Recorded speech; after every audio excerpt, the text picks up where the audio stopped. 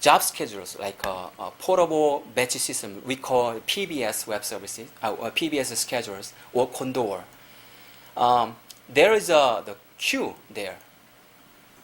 Have you heard about any Condor and PBS before? Okay. So if you want to use,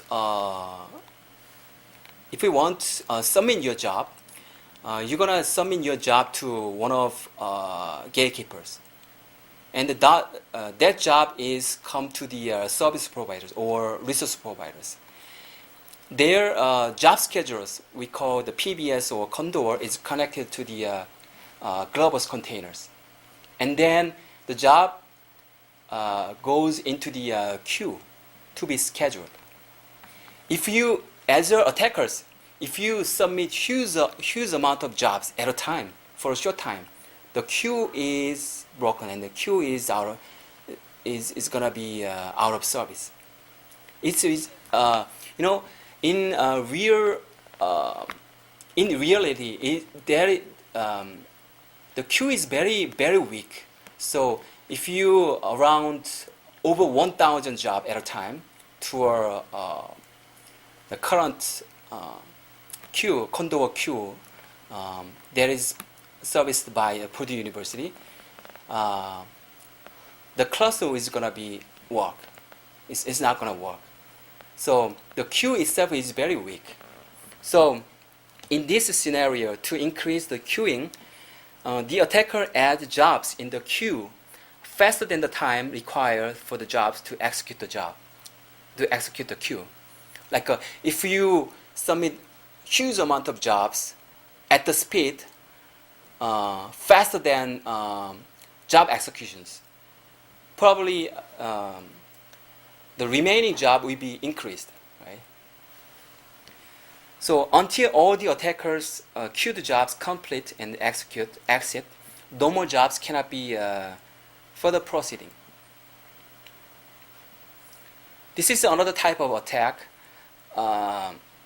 that exploits the grid resources, targeting the server located outside the grid. In this case, victim will be a very important site like high-profile web servers such as banks, credit payment gateway, or mission-critical government host. So, for the general distributed denial of service, we don't have any control on the remote side, right?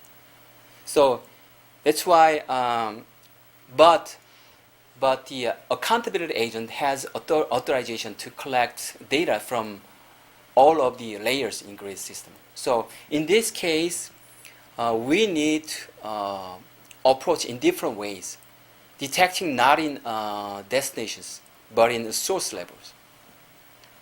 In this case, attackers generate network traffic toward the victim node, and the outbounding network traffic can saturate the entire network bandwidth in a short time. The compute node does not know, but the compute node does not know which application is running. Right? So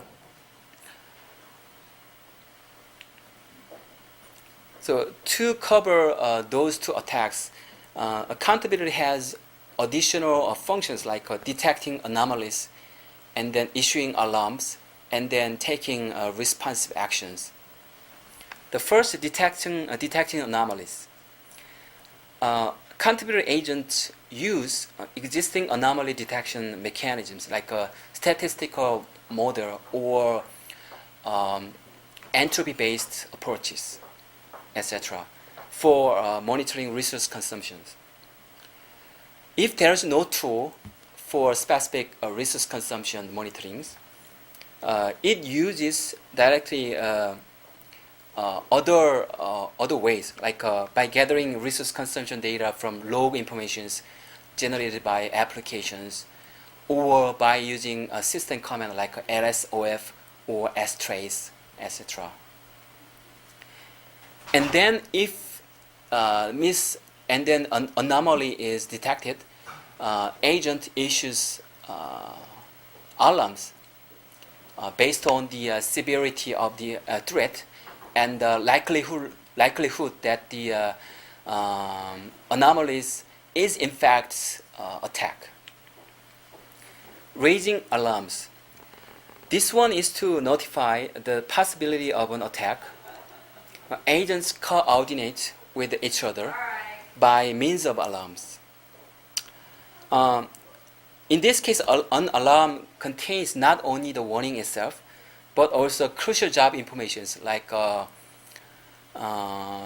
handler information, job ID, and alarm issuers' identities, and destination information about possible attacks.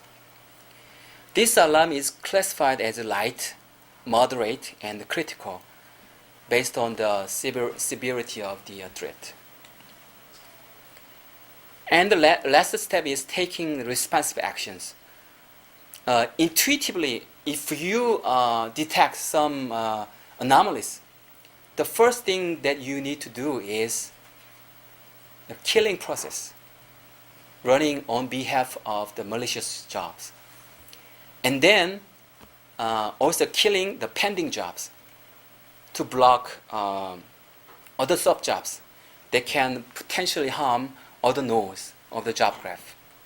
And then finally, you will identify attack patterns for future preventions by recording the patterns and analyzing later. This is the visualization of the three steps. If the anomalies is detected at compute nodes, like here, this blue nodes denotes the compute nodes, and then agents located at compute nodes raises write alarm to predecessor nodes. In this case, predecessor nodes will be a resource provider or a head node. Based on the calculation of how many jobs are divided into the from the same node, the agent in head node raises another alarm, which is a moderate alarm. Based on the all analyzation and finally entry node, which is a root node of the graph node, makes decision by sending critical alarms.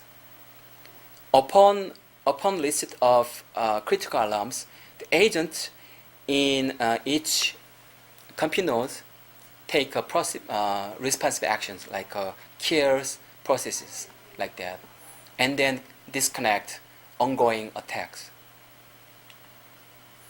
Okay, so we go on to the how to detect at the victim node and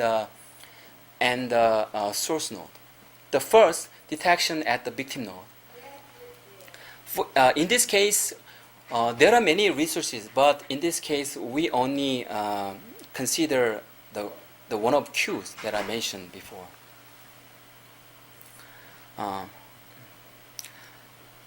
From the data obtained in green node-based strategy, the agent detects anomalies concerning resource consumptions by using well-developed methodologies like statistical modeling and entropy-based approaches.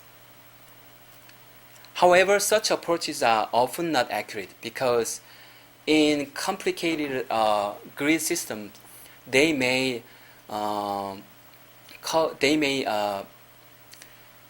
causes high rate of false detectiveness, false positiveness.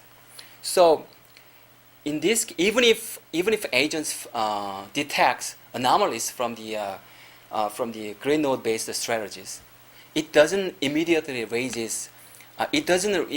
consider that incident as an attack. Rather, it uses data collected by job flow-based strategies, which collects about the job data, where many contributor data is there. So